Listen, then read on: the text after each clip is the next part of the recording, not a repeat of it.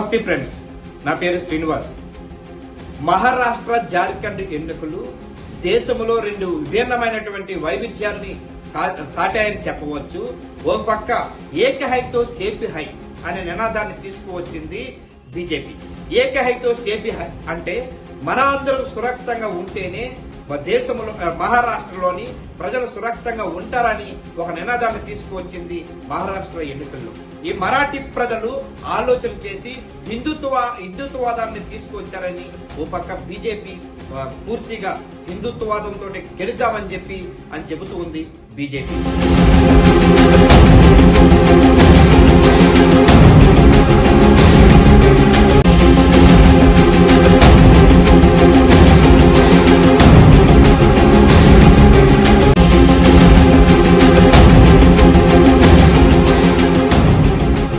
యాభై ఏళ్ల తర్వాత అంత భారీ మెజార్టీతో గెలిచినటువంటి ఒక ఏకైక పార్టీ బీజేపీ అని ఈ రోజు మహారాష్ట్ర ప్రజలు అనుకుంటూ ఉన్నారు.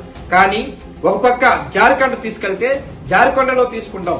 జార్ఖండ్లో అక్కడ ఆదివాసుల ఆత్మగౌరవాన్ని నిలబెట్టుకున్నారని, అందుకోసమే బీజేపీ పూర్తిగా వైఫల్యం చెందిందని చెప్పి ఓ పక్క జార్ఖండ్ ప్రజలు అక్కడ జార్ఖండ్లో ఆత్మగౌరవం నిలబెట్టుకున్నారని ఆదివాసులు అని చెప్పేసి మేధావర్గాలు అంటున్నాయి.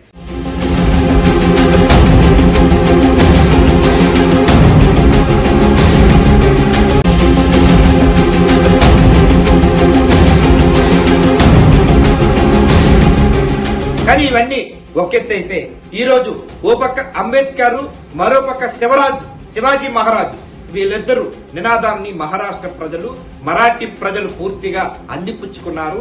అందిపుచ్చుకోవడంతో ఓ పక్క అంబేద్కర్ వాదం, మరో పక్క శివాజీ మహారాజు వాదం.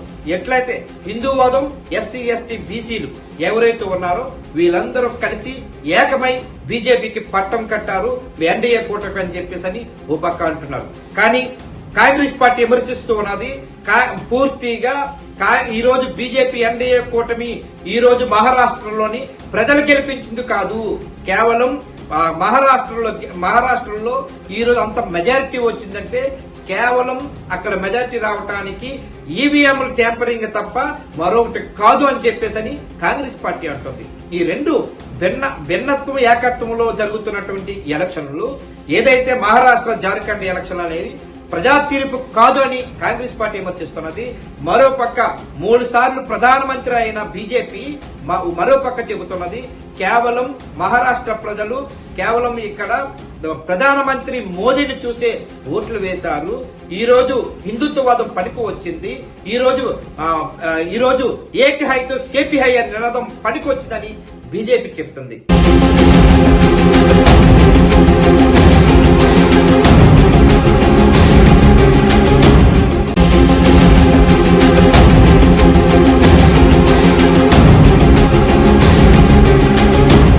ఇవన్నీ ఒకెత్తైతే 3 ముక్కలాట్ల తయారయ్యింది బీజేపీలోని సీఎం కుర్చీలాట. ఓ పక్క శరద్ పవార్ ఎన్సీపీ నుంచి, మరో పక్క ఏకనాథ్ షిండే శివసేన నుండి, మరో పక్క బీజేపీ నుండి ఫడ్నవీస్. వీళ్ళ ముగ్గురులో ఎవరా సీఎం అని చెప్పేసి అక్కడ ప్రజలు చూస్తూ ఉన్నారు. ఇది మహారాష్ట్ర ఎన్నికలు జరుగుతున్నటువంటి తతంగం. Thank you.